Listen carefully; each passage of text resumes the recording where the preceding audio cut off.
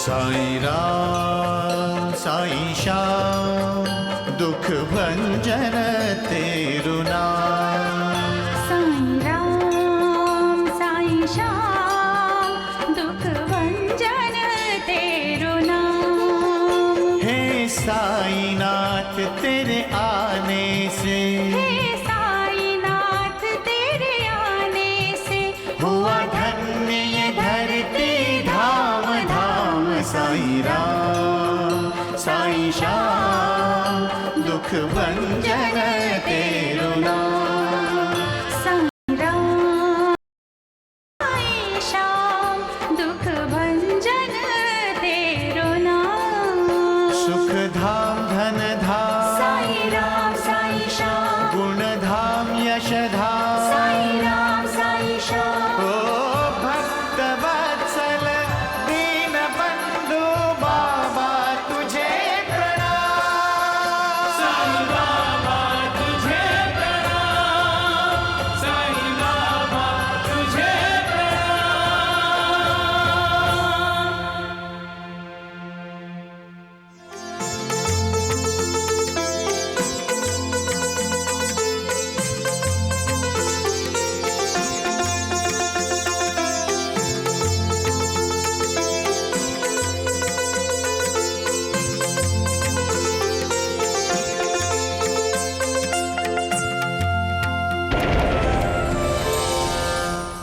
साईं बाबा के इनकार कर देने के बाद अब मैं शिरडी छोड़ के अक्कलकोट चली जाऊंगी और श्री स्वामी समर्थ के चरणों की पूजा करते हुए मेरा बाकी का सारा जीवन बिता दूंगी। राधाबाई, तुम अक्कलकोट क्यों आ रही हो? मैं तो यहाँ शिरडी में ही हूँ। साक्षात्कार का मतलब है अपनी गलतियों का एहसास होना। साक्षात्कार योग के रास्ते का मार्गदर्शन है। साक्षात्कार हमें बताता है कि सिर्फ मालिक ही हमारा सच्चा दोस्त है। बचाइए काका जी, मेरे बच्चे को बचाइए, इसे सांप ने काटा है काका जी।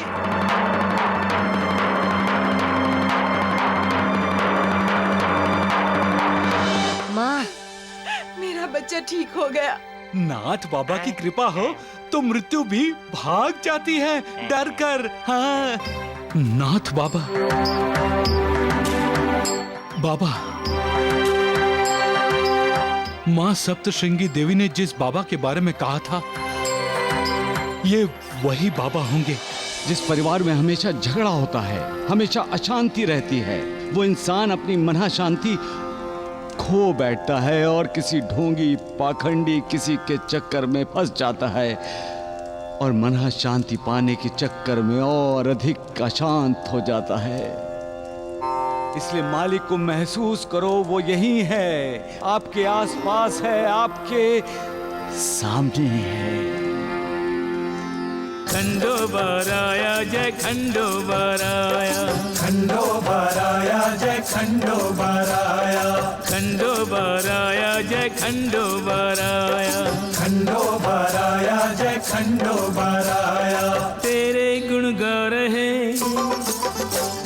भक्त जन मना रहे, तेरे गुण गा रहे भक्त जन मना रहे, मंगल महोत्सव मन भाया। खंडोबाराया जय खंडोबाराया, खंडोबाराया जय खंडोबाराया। खंडोबाराया की जय, खंडोबाराया की जय, खंडोबाराया की जय, साईनाथ की जय, साईनाथ की जय, साईनाथ की जय। जय खंडोबा महाराज की जय। आ गए बहन, देख लो, महालसा पति सही सलामत लौट आया है शिरडी। साईनाथ, आप हमारे साथ नहीं होते तो इस मालसापति की खंडोबा यात्रा कभी पूरी नहीं होती और न ही ये वापस शिरडी आता था। महालसापति जी, साईं बाबा आपके साथ थे?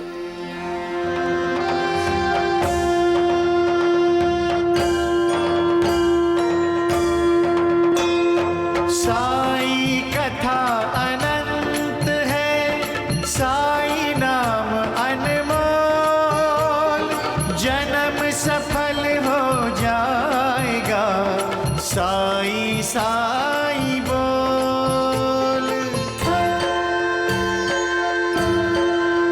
साई राम साई श्याम दुख भंजन तेरु नाम।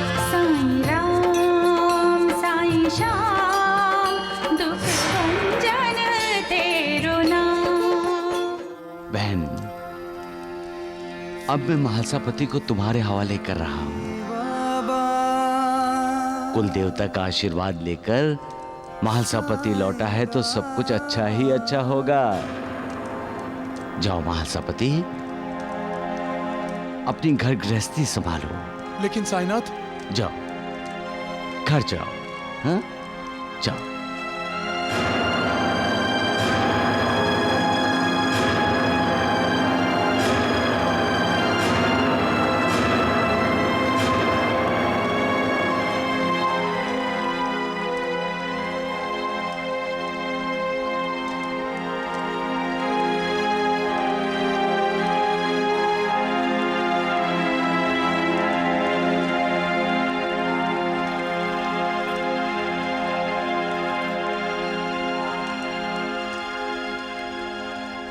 देवा, मुझे आपका ये व्यवहार बिल्कुल पसंद नहीं आया। अरे, आपने तो महालसापति को हटा ही दिया। हाँ साईनाथ, वो तो आपके साथ कुछ पल बिताना चाहते थे। बाबा, वो महालसापति तो आपके परम भक्त हैं, और आपने कह दिया कि घर गृहस्थी पर ध्यान दो। तो क्या महालसापति को घर गृहस्थी नहीं संभालनी चाहिए? अरे, उस राधाबाई को भी आपने द्वारिका माई में आने से मना किया है। अब महालसापति को भी घर गृहस्थी के बहाने वही कह दिया। कल आप मुझसे भी कहेंगे, श्यामा तुम्हें द्वारिका माई में आने की कोई जरूरत नहीं। ऐसा कैसे होगा श्यामा? तुम्हें तो द्वारका माई में आना ही होगा। हाँ, जब तुम बड़ी जाओगे तब मुझे बहुत बेचैनी होगी, क्योंकि तब तुम्हारे दर्शन नहीं होंगे। अरे, मैं आपको बेचैन करने वाला नहीं हूँ, मैं वणी नहीं जाऊंगा। पता नहीं मालिक ने क्या सोचा है। सबका मालिक एक। अरे वैद्य जी, हमें अब तो तीर्थ यात्रा के लिए यहाँ से आगे भी जाना है ना? बिल्कुल। हाँ? नाथ बाबा, कहाँ कहाँ नहीं ढूंढा आपको। नाथ बाबा? आपको कह रहे हैं भगवान। अच्छा अच्छा अच्छा। प्रणाम नाथ बाबा। बाबा प्रणाम। तुम्हारा कल्याण हो वत्स। कल्याण तो आप करेंगे बाबा। आप मेरे लिए ईश्वर का रूप हैं। आप मेरे घर चलिए, मुझ पर और मेरे परिवार पर कृपा करके मुझे अनुग्रहित कीजिए। जब तुम इतना आग्रह कर रहे हो तो हमें स्वीकार है वैद्य जी। बिल्कुल।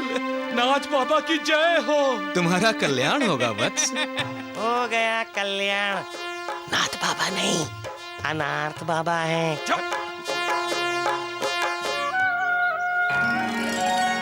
दीदी, दीदी। सुकन्या, मत लो सर पे पल्लू। सुकन्या, कभी कभी पुराने रीति रिवाजों के खिलाफ भी बगावत करनी पड़ती है, और कभी कभी वक्त के तूफान में बुरी प्रथाएं कूड़े कचरे की तरह कहां उड़ जाती हैं, पता ही नहीं चलता। बातें अच्छी करते हो तुम। अगर मेरी बातें अच्छी लगती हैं तो आज से सर पे पल्लू मत लो।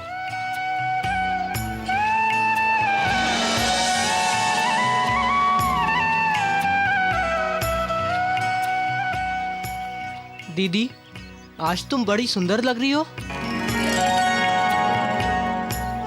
गोपी ने तो मेरे मन की बात कह दी है सुकन्या। दीदी, पिताजी ने खेत में जो मेहमानों वाला कमरा बंद है उसे खोलकर साफ करने को कहा है। क्यों? कोई मेहमान आने वाला है? हाँ, नाथ बाबा। नाथ बाबा? काका जी की ये आदत मुझे पसंद नहीं है। मंदिर में कोई भी साधु या बाबा मिला, फिर चाहे वो ढोंगी हो या पाखंडी, तुरंत घर लेकर आ जाते हैं।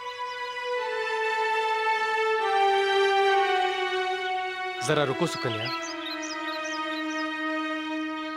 आज मैं तुमसे अपने दिल की बात कहना चाहता हूं।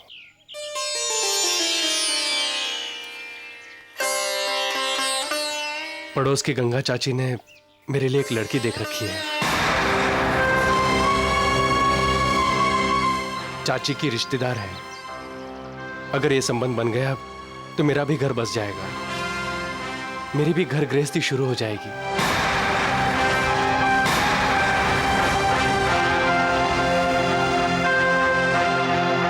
मुझे कमरा साफ करना है।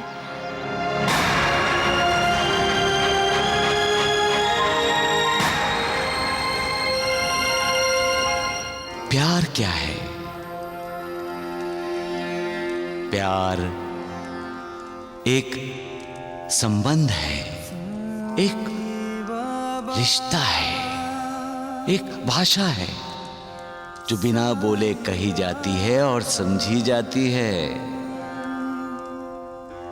ममता प्यार का ही रूप है। प्यार में ही श्रद्धा और विश्वास छिपे हैं। भक्ति प्यार की सबसे ऊंची सीढ़ी है। प्यार में ना कोई भगवान होता है ना भक्त। प्यार करने वाले दोनों एक दूसरे के भक्त बन जाते हैं, एक दूसरे को पा लेना चाहते हैं। प्यार में इंसान खुद को भूल जाता है, यहाँ तक कि वो अपना घर बार, माता पिता सब कुछ छोड़कर अपने भगवान की तरफ चल पड़ता है। वो ही क्षण मुक्ति का क्षण है। वो ही क्षण भक्ति की, श्रद्धा की, विश्वास की, प्यार की चरम सीमा है। तब उसके लिए मुक्ति के दरवाजे अपने आप खुल जाते हैं।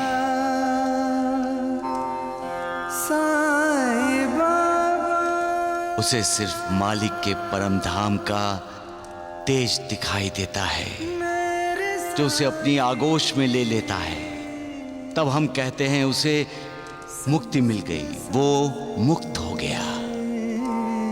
इसीलिए साधु संत कहते हैं इस नाशवान शरीर से प्यार मत करो। प्यार करना है तो उस अशरीरी से, निराकार से, निर्विकार से करो, तुम्हारा उद्धार होगा। सबका मालिक एक।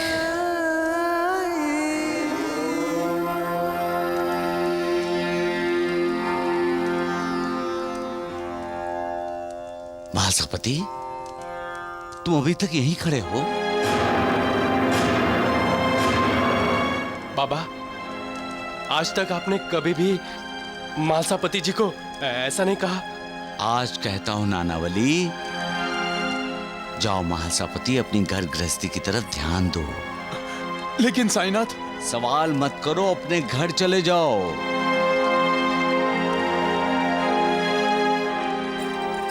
जैसी आपकी आज्ञा साईनाथ। जाओ।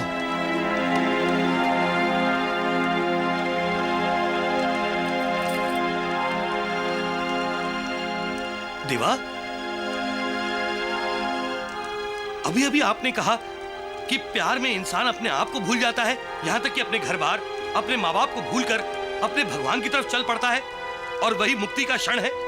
और अब ये महालसापति को कई भोग भोगने हैं, उसे कई कर्तव्य निभाने हैं। उसका मुक्ति का क्षण अभी नहीं आया।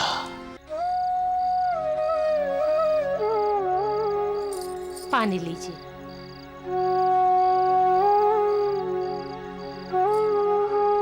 प्यास तो लगी है, लेकिन पानी की नहीं।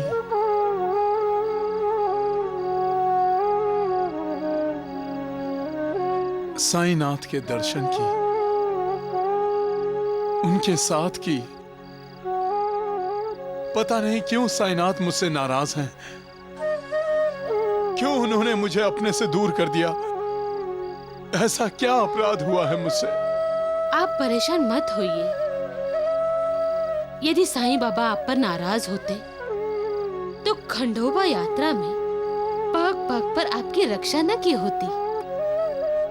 आपके शिरडी लौटने पर दूसरे यात्रियों के साथ वो खंडोबा की जय जयकार नहीं करते। ऐसा है तो उन्होंने मुझे अपने से दूर क्यों किया?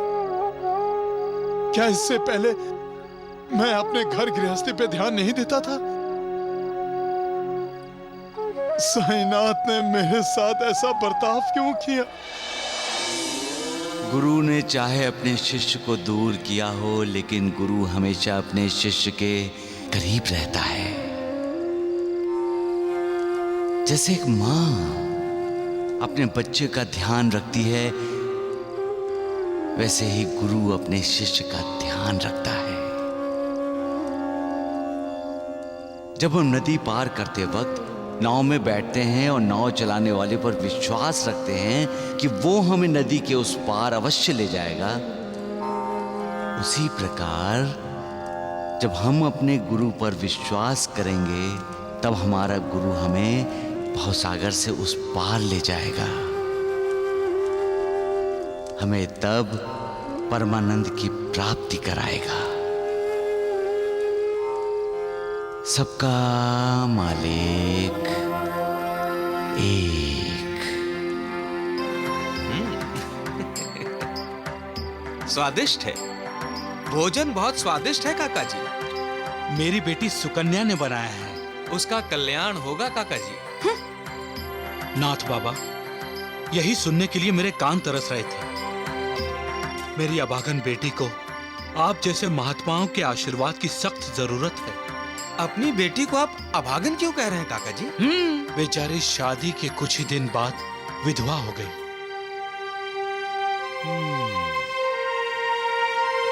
नाथ बाबा, माता सप्तशृंगी ने आपको मेरी बेटी के उद्धार के लिए भेजा है। पागल है काका जी, एक ढोंगी को ईश्वरी अवतार समझ रहा है। आपके आने से मेरे मन की शांति लौट आई है। जल्दी ही अशांति भी लौट आएगी काका जी। आपने मेरी बेटी पर अनुग्रह किया तो मैं धन्य हो जाऊंगा नाथ बाबा।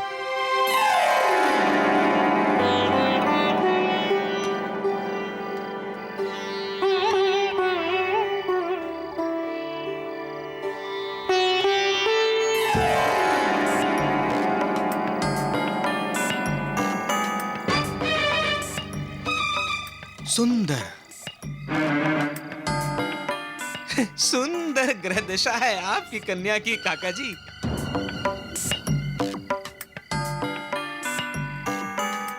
राम राम राम काका जी, आप जानते नहीं, नाथ बाबा तो चेहरा देखकर भविष्य बता देते हैं। हाँ। आने वाले कल में आपकी सुकन्या का उद्धार निश्चित है काका जी। वाह रे मालिक, तेरा इंसान भी अजीब नमूना है। हीरे की खोज करने को कहो तो वो कांच का टुकड़ा ढूंढ लाता है। उसे अच्छाई और बुराई में फर्क नजर ही नहीं आता। सच और झूठ पहचान ही नहीं पाता। आंखें होते हुए भी वो अंधे की तरह बर्ताव करता है। क्या परेशानी की वजह से इंसान अपना विवेक खो बैठता है, जो वो किसी को भी तुम्हारा दूत मानने लगता है? वो सब्र करना जानता ही नहीं मालिक। जल्दबाजी करता है और अपना धैर्य खो बैठता है। अपनों का कल्याण करने जाता है और अकल्याण कर बैठता है, फिर पछताता है। उसे श्रद्धा रखनी चाहिए। श्रद्धा रखेगा तभी तो सब्र कर सकेगा, और सब्र का फल तो मीठा ही होता है मालिक। सबका मालिक एक। बेटा, ए बेटा, अच्छे बच्चे कभी ऐसे रोते हैं क्या? नहीं ना बेटा, माँ को थोड़ा काम करना पड़ता है ना। हाँ, वो काम करके ही तुम्हारे पास आती है। अब आ गई है ना तुम्हारी माँ तुम्हारे पास। हाँ बेटा। क्या कहा तुमने? अब मुझे पता चला कि मेरा प्रसाद रोता क्यों रहता है। क्योंकि तुम उसे झूठ मूठ बताती हो कि तुम उसकी माँ हो, इसीलिए वो मेरे लिए नहीं तुम्हारे लिए रोता है। लाओ मेरा बेटा मुझे दो।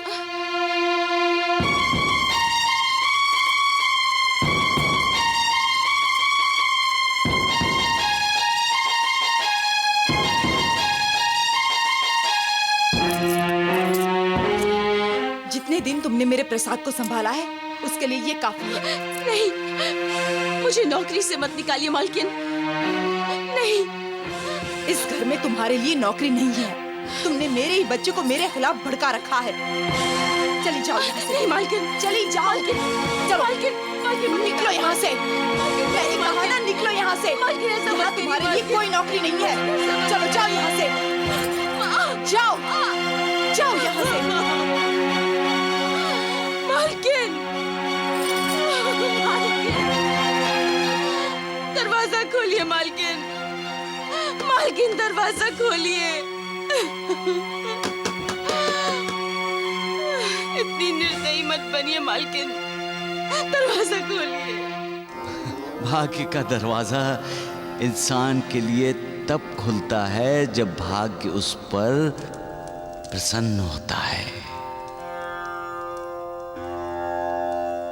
फिर इंसान तरक्की की हर सीढ़ी चढ़ता जाता है। जमीन, जायदाद, नाम, शोहरत सब हासिल करता है तो स्वर्ग उसके लिए एक हाथ की दूरी पर ही तो होता है। लेकिन जब भाग्य रूठ जाता है और अपना दरवाजा बंद कर लेता है तब इंसान तरक्की वाली सीढ़ी से फिसलकर जमीन पर आ गिरता है, अपनी सारी कमाई गंवा देता है, और जो लोग उसे देखते ही लंबी लंबी सलामें मारा करते थे अब उसे पहचानने से भी इनकार कर देते हैं। अपने पराये हो जाते हैं, परिवार वाले मुंह फेर लेते हैं, यहाँ तक कि वो अपने खुद के बच्चे को भी अपना बच्चा नहीं कह सकता। भाग्य का पासा पलटा था तो पांडवों को भी अज्ञातवास में रहना पड़ा था। भीम को रसोई और अर्जुन जैसे धनुर्धारी को नाच सिखाने वाला वृहंडा बनना पड़ा था। यही तो भाग्य की महिमा है जो इंसान को जीते जी स्वर्ग जैसा सुख भी प्रदान करता है और नरक जैसी यातना भी देता है। सबका मालिक एक।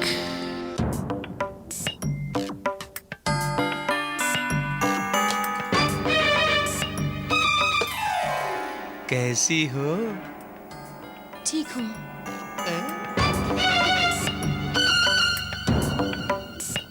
वैद्य जी, सिर्फ द्वारिका नाथ जी ही चेहरा पढ़कर भविष्य नहीं बताते, ये ढोंडू बाबा भी भविष्य बता सकता है। बताऊं? राम राम राम। अरे धोंडिया, हम तो यूं ही हंस रहे थे। क्यों द्वारिकानाथ जी हैं? अब जल्दी आप दोनों रोने वाले हैं। अरे मूर्ख गधे, तुम्हारा दिमाग तो ठीक है ना? मैं आपका दिमाग ठिकाने पर लाने की कोशिश कर रहा हूँ वैद्य जी। अगर आप नाथ बाबा का साथ देंगे तो मुझे इस गांव में ही आपकी समाधि बनानी पड़ेगी। अरे सत्यानाश हो जाए तेरा। हैं? मेरी समाधि बनाना चाहता है? गधे, यही सोचता है तू मेरे बारे में? हैं? मैं नहीं, आप अपना सोच रहे हैं जो नाथ बाबा का साथ दे रहे हैं। नाथ बाबा की तो नीयत खराब दिखाई दे रही है। अगर आप भी बदनामी कमाना चाहते हैं तो हम शिरडी जाते हैं। ढूंढिया, बक बक बंद कर। भगवान, आप इशारा कीजिए, इस ढोंडू को तो मैं पेड़ पर उल्टा लटका दूंगा। चुप कर। उस दिन दशहरे वाले दिन तूने ताकत नानावली को क्यों नहीं दिखाई? उस दिन तो धूल चाट रहा था। ओ चुप कर। चुप। जी, अब हमें जल्दी इस ढोंडिया का कुछ करना होगा। खबरदार जो मुझे हाथ लगाया तो मैं चिल्ला चिल्ला कर सारे गांव को कहूंगा कि नाथ बाबा ढोंगी है, पाखंडी है। ये पीड़ितों का उद्धार करने के लिए नहीं बल्कि इन्होंने लोगों को पीड़ा पहुंचाने के लिए जन्म लिया है। अरे राम राम राम, अरे गधे, हम लोग अपने घर में नहीं काका जी के घर पे हैं। आहिस्ता बोल, बदतमीज कहीं के। वैद जी, मैं आपका चेहरा देखकर भविष्य बता रहा हूँ। नाथ बाबा का साथ छोड़ दीजिए वरना आपकी बहुत पिटाई होगी। हाँ। बापा जी को देखकर तसल्ली हो गई है। वैसे भी अब वो ठीक लग रहा है, क्यों? लेकिन आपके भाई का बार बार बीमार होना ठीक नहीं है। कहीं वणी जाना और उनका बीमार होना जुड़ा तो नहीं होगा? अरे भगवान, तुम भी ना कहां से कहां पहुंच जाती हो। अरे अरे भाई भाई, रुक रुक रुक। हाँ। तुम घर जाओ, मैं अभी आता हूँ। जाओ। टांगे से क्यों उतर रहे हैं आप? अरे तुम जाओ घर, मैं आता हूँ। जा भाई।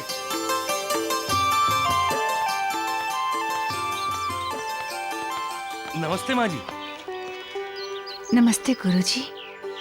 कहीं साईं बाबा ने तो आपको मेरे पास नहीं भेजा? नहीं नहीं नहीं नहीं, आपको देखकर ही तो मैं टांगे से उतरा। मैं तो समझ रहा था आप संगमनेर चली गई होंगी। मेरे पास जितने पैसे थे सब खत्म हो गए। अब मैं संगम में नहीं जाऊंगी। यहीं शिरडी में रहकर साईं बाबा का इंतजार करूंगी। गुरुपदेश लेकर ही संगम में जाऊंगी। लेकिन माँ जी, साईं बाबा तो किसी को गुरु उपदेश देते नहीं। मैं तो गुरु उपदेश लेकर ही जाऊंगी। मेरे पैसे खत्म होना मेरे लिए अच्छा शगुन है, ऐसा मैं मानती हूँ। और मैंने खाना पीना भी छोड़ दिया है। अगर साईं बाबा मुझे गुरु उपदेश नहीं देंगे तो यहीं शिरडी में ही मैं अपना दम तोड़ दूंगी। भूखा प्यासा रहकर इंसान का कोई भी कार्य पूरा नहीं होता श्यामा। अरे जाकर माँ जी को समझाओ श्यामा कि भूखे रहकर ईश्वर की प्राप्ति कभी नहीं होती। वो तो आपको पाना चाहती है बाबा। अब राधाबाई की भूख प्यास आपकी कृपा है। वो आपका गुरु उपदेश पाना चाहती है बाबा। हाँ बाबा, आप उस पर कृपा कीजिए। सगुण, मैं किसी को गुरु उपदेश नहीं देता। तुम लोग जाओ सगुण, श्यामा पहले उसे कुछ खिलाओ। उसे कहो कि भूखे रहने वाले का मन कभी शांत नहीं रहता। और मन की शांति नहीं है तो परमार्थ की प्राप्ति कैसे होगी? हमारे शरीर में निवास करने वाली आत्मा की तृप्ति भी तो होना जरूरी है। शरीर में अन्न की ऊर्जा ना हो तो हम कौन सी आंख से मालिक को देखेंगे? बोलो, किस जबान से मालिक की महिमा का वर्णन करेंगे हम, और किन कानों से मालिक को सुनेंगे? श्यामा, शरीर संतुलित रहता है तभी तो हम मालिक को पाने के लिए साधना कर सकते हैं। अरे राधा भाई से कह दो कि उसे खाना पीना छोड़ने की जरूरत नहीं है। अगर वो नहीं मानती तो उसे तांगे पर बिठाकर गांव भेज दो। जाओ। छोड़ दीजिए, मैं शिरडी छोड़कर नहीं जाऊंगी। छोड़ दीजिए, अगर लेकर जाना है तो मुझे साईं बाबा के पास लेकर चलिए। मैं शिरडी छोड़कर नहीं जाऊंगी। आप अपने आप को साईं बाबा के भक्त मानते हो और मुझसे ऐसा बर्ताव करते हो। माँ जी, साईं बाबा की ही आज्ञा है कि आपको आपके गांव भेज दिया जाए। मैं नहीं जाऊंगी, मैं शिरडी छोड़कर कहीं नहीं जाऊंगी। मैं अपने प्राण त्याग दूंगी, पर मैं शिरडी छोड़कर नहीं जाऊंगी। माँ जी, साईनाथ से गुरु उपदेश चाहती हैं और गुरु की ही आज्ञा का पालन नहीं करना चाहती? क्यों? गुरु उपदेश देने के बाद साईं बाबा मेरे गुरु होंगे, उससे पहले नहीं। गुरु उपदेश देने के बाद साईं बाबा मुझे जो कहेंगे वो मैं करूंगी। मैं उन्हें शिकायत का एक मौका नहीं दूंगी। बहुत जिद्दी हैं आप माँ जी, बहुत जिद्दी हैं। लेकिन आपने सुना नहीं माँ जी, बाबा किसी को गुरु उपदेश नहीं देते। अगर बाबा मुझे गुरु उपदेश देने के लायक नहीं समझते तो मैं यहीं अपने प्राण त्याग दूंगी, पर मैं शिरडी छोड़कर नहीं जाऊंगी, कहीं नहीं जाऊंगी।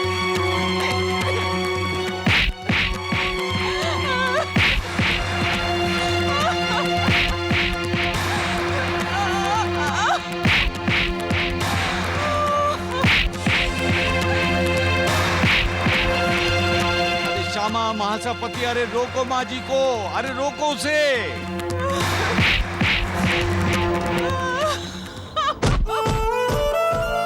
माँ जी, ये आप क्या कर रही हैं?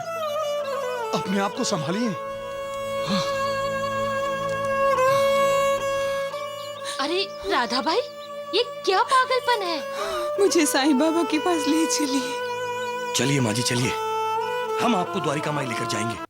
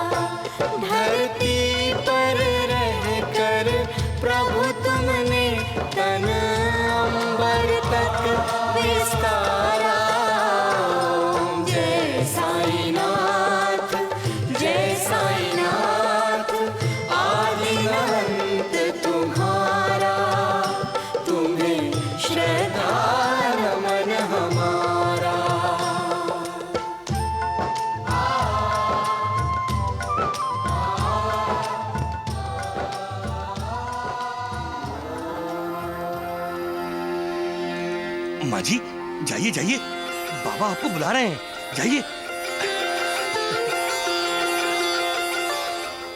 माँ जी, क्यों अपने आप को तकलीफ दे रही हैं? आपको मालिक ने जिंदगी जीने के लिए दी है, मौत को गले लगाने के लिए नहीं। जी बाबा, बाबा आप मुझे गुरु उपदेश दीजिए। बाबा क्या करूं? तुम्हारे कान में कोई मंत्र बोल दूं? मंत्र बोल देने से तुम्हें गुरु उपदेश प्राप्त होगा? हर कोई यही चाहता है माँ जी कि गुरु उनके कान में मंत्र फूके।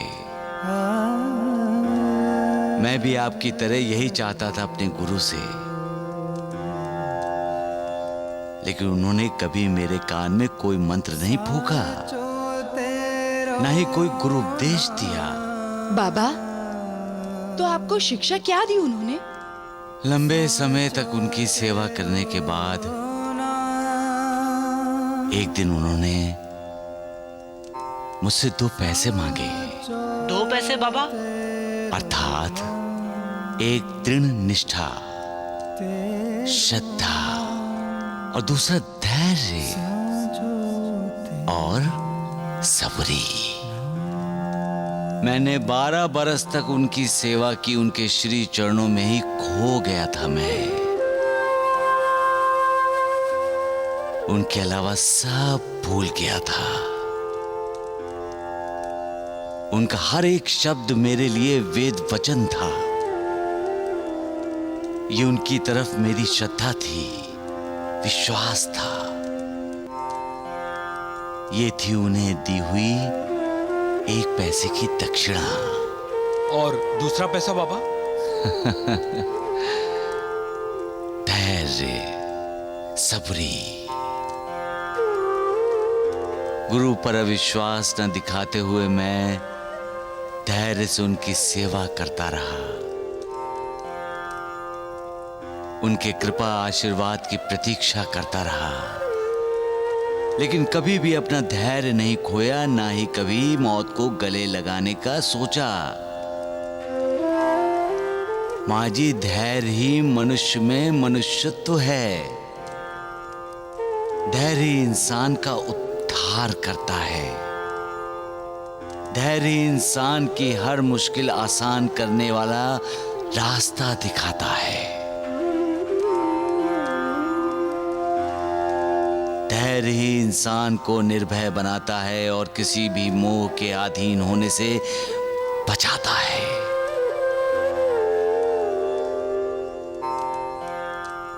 अपने लक्ष्य की, अपने ध्येय की प्राप्ति के लिए धैर्य की परम आवश्यकता है। धैर्य तो गुणों का खान है, उत्तम विचारों की जननी है। श्रद्धा और सबरिया, निष्ठा और धैर्य दो जुड़वा बहनों की तरह हैं, जिनमें एक दूसरे के लिए हार्दिक प्रेम है।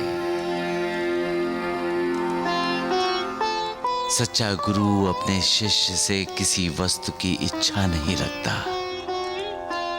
माँ जी, वो हमेशा अपने शिष्य की रक्षा करता है। हमेशा उसकी कृपा दृष्टि अपने शिष्य पर बनी रहती है। कछवी के बच्चे उसके पास हों या नदी के उस पार, कछवी प्रेम दृष्टि से उनका पालन करती है। उसी तरह गुरु अपने शिष्य का पालन करता है।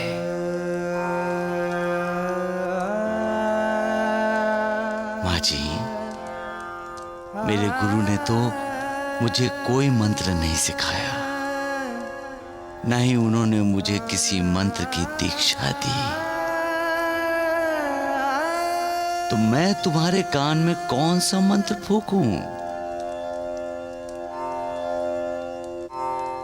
इसलिए कहता हूं, व्यर्थ में किसी से गुरु उपदेश पाने की कोशिश न करो।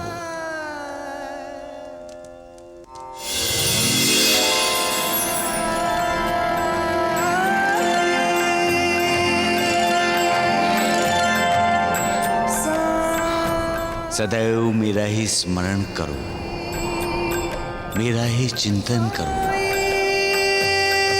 श्रद्धा और सबरी से मेरे बताए हुए मार्ग को अपने जीवन का लक्ष्य बनाओ।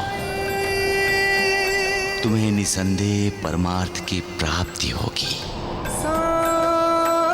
मेरी ओर अनन्य भाव से देखो, तुम भी मुझे वैसे ही भाव से तुम्हारी ओर देखते हुए पाओगे। जैसी तुम्हारी श्रद्धा है, उसी तरह मैं तुम्हारी सहायता करूंगा। मैं कभी झूठ नहीं बोलता हूं। परमार्थ की प्राप्ति के लिए कोई साधन करने की अथवा शास्त्र अध्ययन करने की जरूरत नहीं है। सिर्फ मुझ पर श्रद्धा रखो और विश्वास करो। तुम अपना लक्ष्य, अपना ध्येय पालोगे। विश्वास रखो कि सद्गुरु ही करता है, सद्गुरु ही तारनहार है और सद्गुरु ही पालनहार है।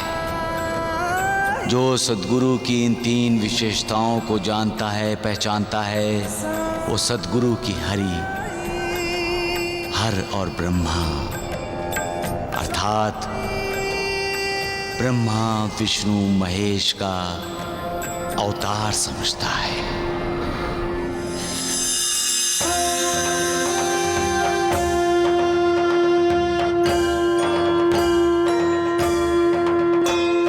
साई कथा अनंत है, साई नाम अनमोल, जन्म सफल हो जाएगा, साई साई बोल।